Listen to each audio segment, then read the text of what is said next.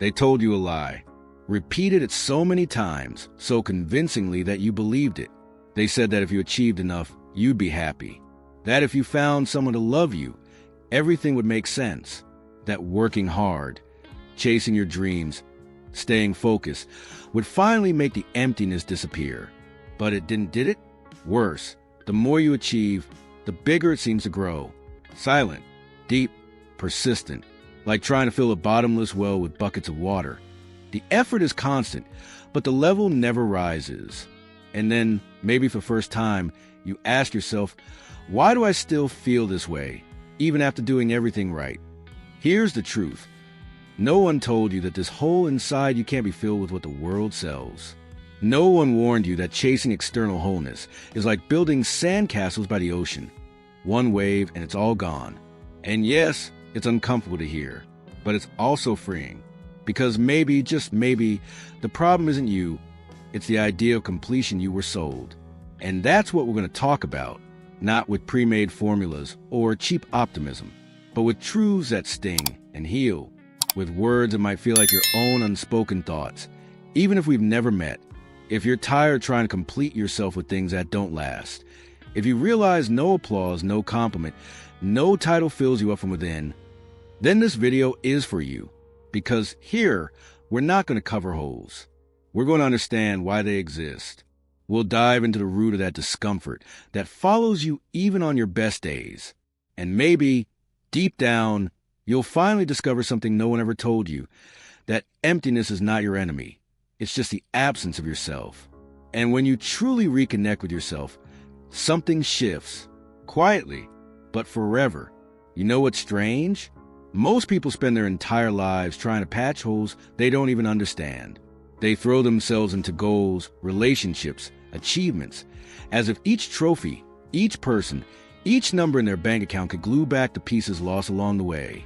It's like trying to fill a leaking cup. No matter how much you pour, it keeps draining. And after so much draining, comes that quiet exhaustion, the kind even sleep can't fix. Have you noticed? Sometimes you get what you wanted, but instead of joy, there's a strange silence in your chest, like something is still missing. And the worst part?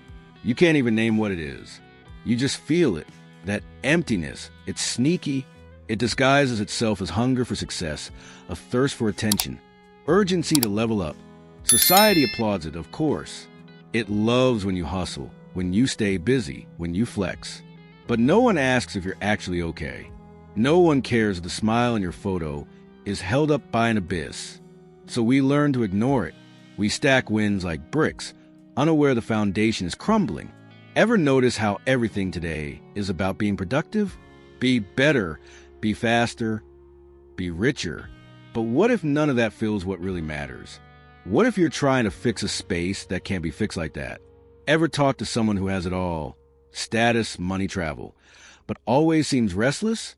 Like their soul can't sit still? That restlessness is a symptom, a sign that maybe, just maybe, the chase is flawed. Life isn't just about adding things. It's about knowing what to keep. Sometimes what you're missing isn't what you don't have yet, but what you left behind while chasing the world. Maybe it's your own connection, an unmet purpose, or simply the silence you abandoned because you were afraid of what it might reveal.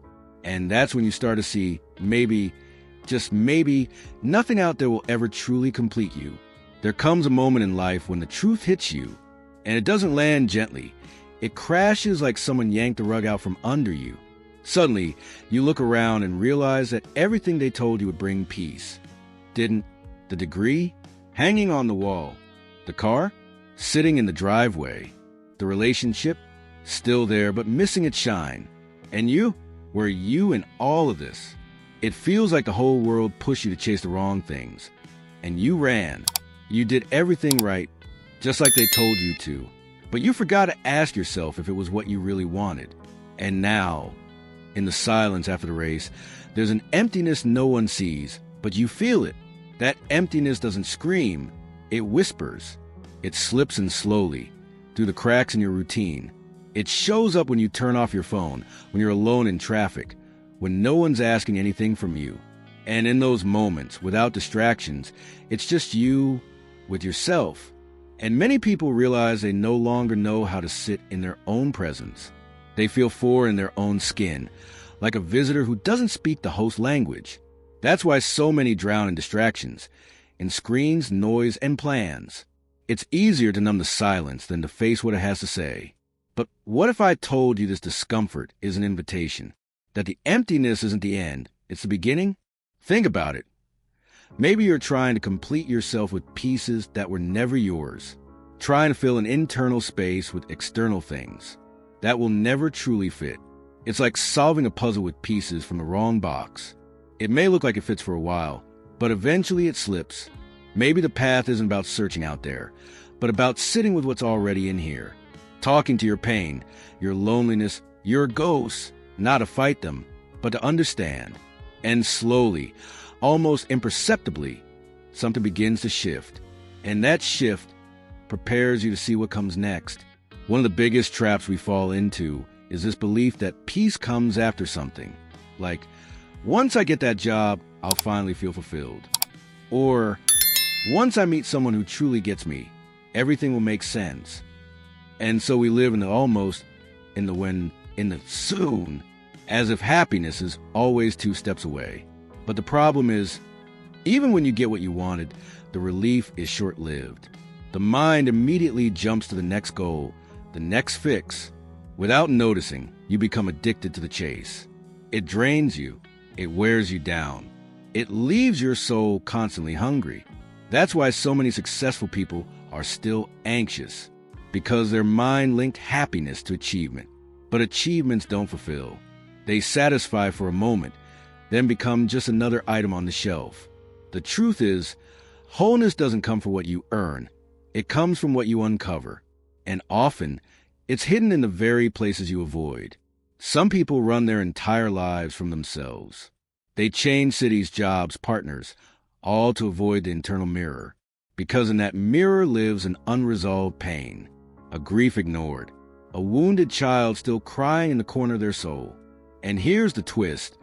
That child inside you doesn't want millions, doesn't want fame, doesn't need social media praise. It wants presence. It wants acceptance. It wants to be heard without judgment. Sometimes what that hole inside you needs isn't more stuff. It's a little compassion, a bit of gentleness when you mess up, a moment of silence to feel what's really going on. And that no one can give you. Not a course, not a paycheck, not a compliment. It comes from the encounter with yourself. The kind of encounter that isn't flashy, but is deeply true. And when you start down that path, a new understanding begins to unfold. It's strange how we were trained to think that growth always looks like expansion, as if evolving means accumulating more things, more achievements, more followers. But no one told you that sometimes growing means losing. It means letting go. It means shedding the version of yourself that never belonged to you. Real growth often happens in silence, in the quiet breakdown of old narratives. When you finally stop trying to be who they told you to be. And yes, it's terrifying. There's no manual, no applause, no validation. Just you, your baggage, and a mirror. And that's where most people give up, because looking inward takes courage. It takes maturity to admit that not everything inside you is finished. And that's okay. You probably notice how obsessed our society is with speed. Everything has to happen now. Healing must be quick. Success must be instant. Change must come on schedule. But the soul doesn't follow deadlines. It moves in its own rhythm, sometimes slow, sometimes still, and that's okay. Deep healing doesn't happen in a weekend retreat. It doesn't resolve with motivational quotes. It begins when you stop treating your pain as a problem and start treating it with reverence. When you stop blaming yourself for still hurting and start honoring yourself for continuing to try. That's when the void starts to shrink, not because you filled it with something new, but because you stop trying to escape it. And that's when you discover something powerful. You don't need to be whole to be worthy. You don't have to be healed to be lovable. You don't need all the answers to move forward. The truth is, no one is complete. The difference is, some just fake it better than others. And while you're busy hiding your cracks, others are turning theirs into windows. When a wound is accepted, it becomes a doorway. When a void is lit up, it becomes a portal.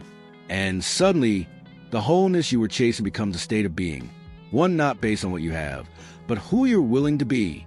And once that state takes root, everything begins to change.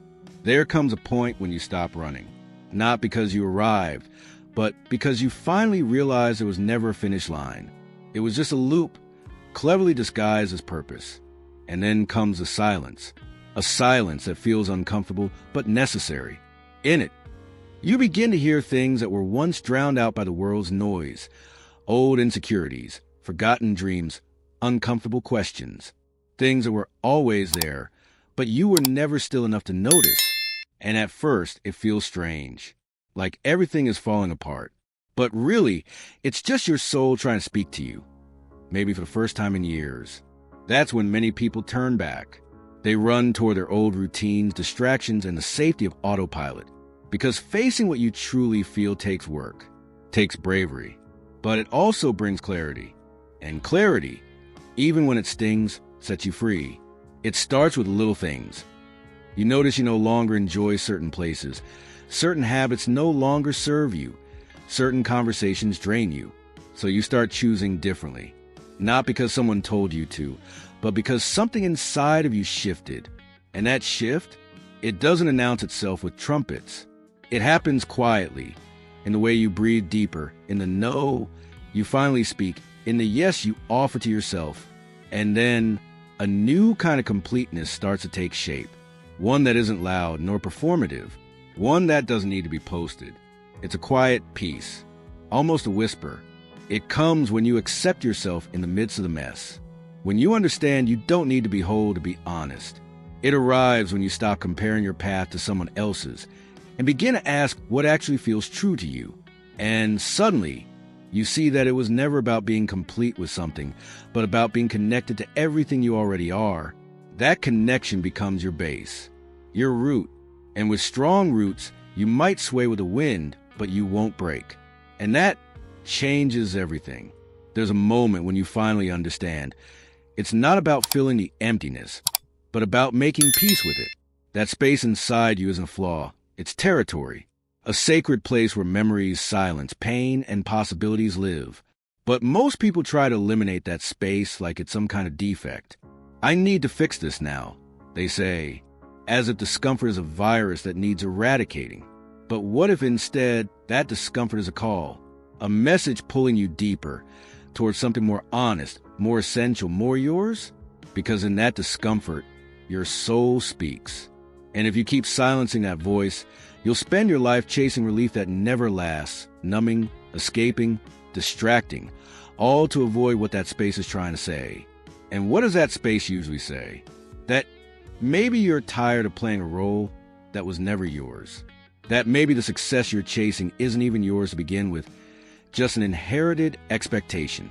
And living your life trying to complete yourself with someone else's version of enough is the quickest path to disappointment. You ever notice how easy it is to lose yourself trying to please everyone? We wear masks, adopt scripts, change our tone just to fit. But the more you try to fit, the more lost you feel. Until one day, exhausted, you look in the mirror and don't recognize what's looking back. Because that reflection wasn't built by you. It was shaped by everyone else. And that realization, it hurts. But here's the thing. It's also part of the process. A necessary one. Because no one finds themselves without first getting lost. And no one rebuilds without first breaking down. That pain you're feeling, it's guiding you. Not with a loud voice, but with subtle signals. And there's no rush. No blueprint. Just the quiet bravery of getting honest. Of not escaping anymore. Of facing what's there with respect. Instead of rushing to fill the void, you sit beside it. You get to know its edges. Understand its origin. And slowly, something incredible happens. What once felt like a hole becomes fertile ground. A place where not what the world wants from you, but what your soul is, can finally grow. And that is worth more than any achievement. Eventually you get it, not all at once, but in pieces. You understand that it's not about fixing the emptiness.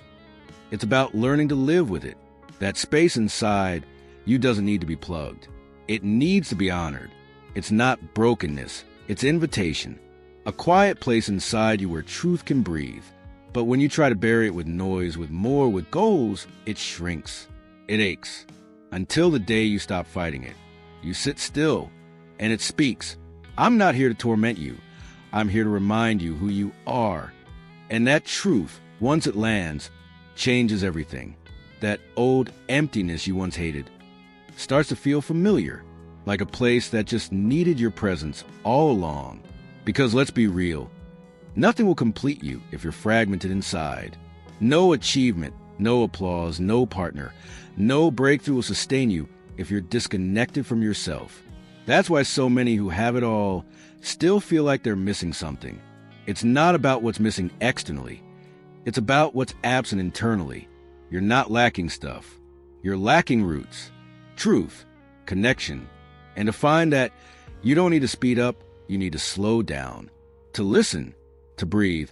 Maybe your soul isn't asking for success. Maybe it's asking for silence, for real laughter, for unhurried hugs. Simple things, but sacred ones. Things you don't buy, you build, and then gently you accept, not out of defeat, but with presence. You realize maybe there is no perfect ending where everything fits neatly into place. Maybe the real happy ending is learning how to dance with the pieces that are missing, to live with what's incomplete, to love with a stitched heart, because that's what wholeness really is. Not having it all together, but being willing to stay open to life, to yourself, to now. And in that moment, you discover something that was there all along, the thing you've been looking for everywhere else. Not an answer, but presence. And presence, when it's real, is more than enough.